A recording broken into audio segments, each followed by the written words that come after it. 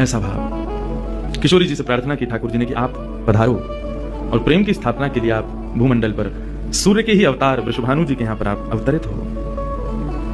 तब किशोरी जी ठाकुर जी की बात मान करके और वृषभानु और कीर्ति के यहाँ पर अवतरित होती है। किशोरी जी का जब अवतार हुआ, जब अवतरण हुआ, कब हुआ? सुबह के 4:40 पर। ठाकुर जी के जितने भी अवतार हुए या तो दिन में 12 बजे हुए या रात में 12 बजे हुए, लेकिन किशोरी जी का अवतरण भोर में ब्रह्म मुहूर्त में सुबह 4:40 पर हुआ। क्यों? बोले रामकृष्ण आदि जितने भी ठाकुर जी के अवतार हैं राक्षसों के वध के लिए आते हैं, तो या तो सूर्य की तेज ताप में उनका जन्म होता है, मानो वे प्रकाश स्वरूप हैं ऐसा भाव बताते हैं, या रात्रि में 12 बजे होते हैं वो इसलिए होते हैं, वो मानो ऐसा भाव रखते हैं कि चंद्रमा अंधेरे को दूर करता है, वो ज्ञान का प्रकाश है, वो ज्ञान है, उससे अंधेरा दूर होता है। तो ठाकुर जी रात्रि प्रकट होकर के ऐसा भाव रखते हैं कि काले निशा, काला ज्ञान जितना भी है धरती पर, उसको दूर करने के लिए हम पधारे हैं। लेकिन किशोरी जी का जो अवतरण है वो 4:40 ब्रह्म मुहूर्त में होता है। उसका क्या भाव है?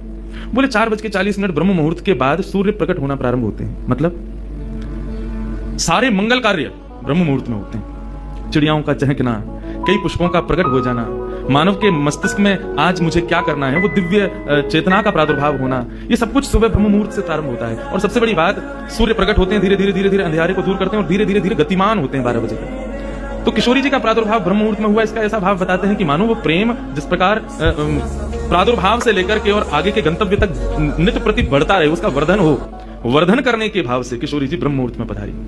क्योंकि वर्धन होना ही एक नवीन दिन का ब्रह्म मुहूर्त से प्रारंभ होता है। ऐसे ही प्रेम का वर्धन, भक्ति का वर्धन, भाव का वर्धन, उन सबका वर्धन करने का प्रतीक है किशोरी जी, इसलिए ब्रह्म मुहूर्त में जन्मी है। किशोरी जी का प्रादुर्भाव हुआ, पूरे बरसाना में आनंद उत्सव मनाया गया, सब नाच रहे हैं, गा रहे हैं, आनंद मना रहे हैं। नंद बाबा भी आए, यशोदा जी भी आई हैं, उन्होंने भी आकर के वृषभानु जी को बधाई दी है, सब कुछ हुआ। लेकिन किशोरी जी के प्रादुर्भाव में एक वैचित्र था। क्या? दिन बीत गए 8, लेकिन किशोरी जी ने अभी तक नेत्र नहीं खोले। अभी तक किशोरी जी केवल एक छोटी सी बालिका हैं, एक सुकुमारी हैं, परंतु अभी तक किसी को भी किशोरी जी के नेत्रों का दर्शन नहीं हुआ। अभी तक किशोरी जी के नेत्र नहीं खुले हैं। इस बात से कभी कभी चिंतित हो जाते हैं वृषभानु जी और कीर्ति कि हमारी लाली है तो गई है, लेकिन पता ना क्यों अपने नेत्रन को नहीं खोल रही है। कभी कोई संत आ जाए, कोई वैष्णव आ जाए, कोई ब्राह्मण आ जाए, तो उनसे निवेदन करते हैं कि हमारी लाली नेत्र नहीं खोल रही। तब देवताओं ने नारद जी को भेजा, आप जाओ और जाकर के वृषभानु जी के इस मन के भाव को पूर्ण करके आओ, किशोरी जी के सुंदर नेत्रों का दर्शन उनको कराओ। तब श्री नारद जी महाराज का आगमन हुआ। नारद जी जैसे ही आए तो वृषभानु जी ने नारद जी को देखते ही सबसे पहले अपने पुत्र को बिठा दिया। श्री रामा से मिलो, हमारा लाला है। नारद जी उससे मिले, उसका सब देखने लगे। नारद जी मन में विचार कर रहे हैं कि उनसे कब मिलवाएंगे, किशोरी जी का दर्शन कब होगा। 2-3 दिन तक नारद जी विचरण करते रहे बरसाने में। वृषभानु जी का मन तो होता है कि मैं इनसे कुछ कहूं, कुछ पूछूं, थोड़ा किशोरी जी के बारे में, अपनी लाली के बारे में कुछ जानूं, लेकिन अभी वो भाव प्रकट नहीं हो रहा है। तब एक दिन एक छोटी सी बरसाने की लाली को जब नारद जी महाराज खिला रहे थे और उससे प्रेम चर्चा कर रहे थे, ये दृश्य जब वृषभानु जी ने देखा, उन्होंने तुरंत नारद जी के चरण पकड़े और कहा, हे भगवान, हमारी एक लाली भई है, बहुत सुंदर है, सुकुमारी है, नन्ही सी है, विवाह को देख करके स्पर्श करने में डर लगे कि कहीं हमारे स्पर्श से कोई कष्ट ना आ जाए, या हमारे हम सबन को दर्शन भी ना करा में। लेकिन महात्मन आपसे पूछना चाहे, हमारी लाली नेत्र नहीं खोल रही है, कहाँ भाव है? नारद जी तो तुरंत बोले, अरे तो तुमने इतने दिन से क्यों नहीं बताया? वो तो पहले से ही बैठे थे तैयार कि ये जल्दी बोले तो मैं जाऊं, जाकर के दर्शन करूं। बोले संकोच है रहे हो? बोले संकोच मत करो, अभी लेके चलो, कहां है तुम्हारी लाली, मुझको बताओ। नारद जी महाराज जा रहे हैं वृषभानु भवन में। एक बेड़ी पार की, दूसरी बेड़ी पार की, तीसरी बेड़ी पार की, जैसे भीतर पहुंचे हैं, सुंदर सुगंधी भीतर से प्रकट हो रही है। सामने स्वर्ण जटित एक पालना है, और जैसे उस पालने में जाकर के नारद जी ने दर्शन किया, कमल कली को वृषभानु की लली को रंग, कैसा रंग है? बोले जैसे कमल की कली हूं मैं ना, ऐसी श्री वृषभानु नंदिनी है। नारद जी ने जैसे ही उनको दर्शन किए, आनंदित है गए, आनंदित है करके प्रणाम करने लगे। वृषभानु जी बोले, हमारी लाली नेत्र नाय खोल रही है, आप कृपा करो ना।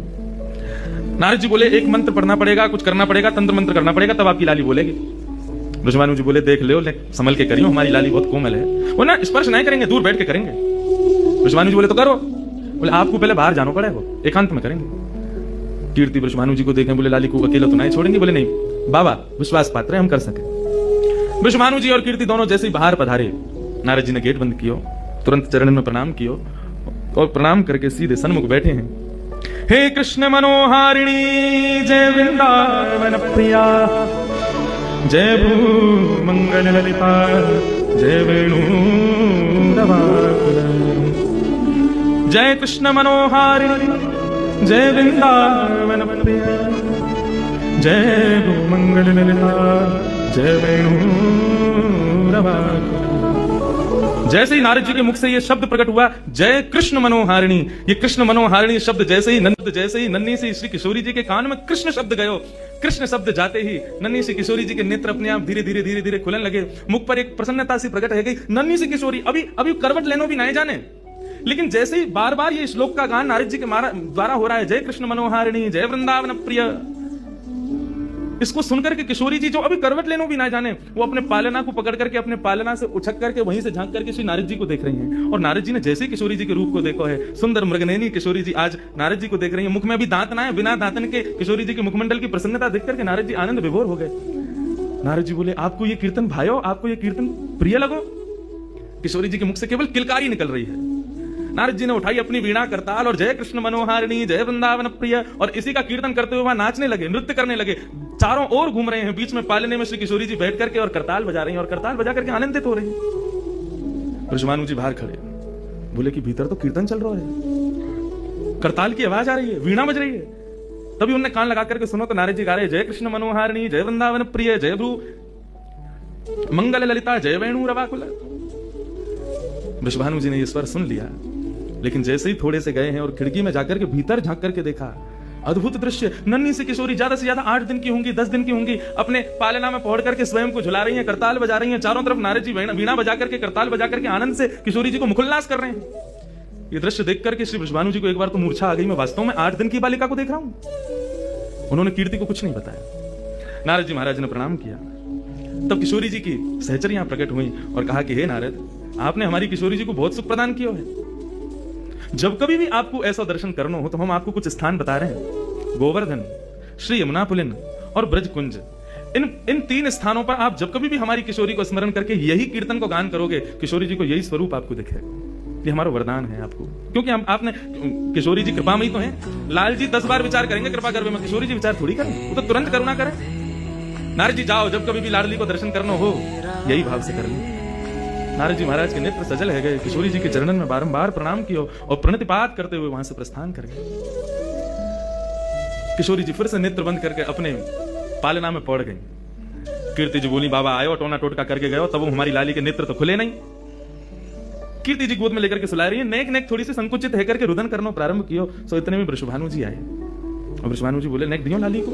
और किशोरी जी को गोद में लेकर के वृषभानु जी बोले, हे कृष्ण मनोहारिणी। जैसे ही बोले तुरंत किशोरी जी के नेत्र फिर से खुल गए, फिर से अपनी किलकारी भर करके कीर्तन में करताल बजाने लगी, आनंद विभोर हो गई। अब तो जैसे ही ये भाव देखो वृषभानु जी ने कीर्ति को सुनायो, कीर्ति भी वही गा रही है, पूरा बरसानो आकर के श्री कृष्ण कीर्तन करने लगो, और बीच में मध्य में बैठ करके किशोरी जी अपनी करताल बजा रही हैं, किलकिल करके हंस रही हैं, इतनी आनंद विभोर है रही हैं।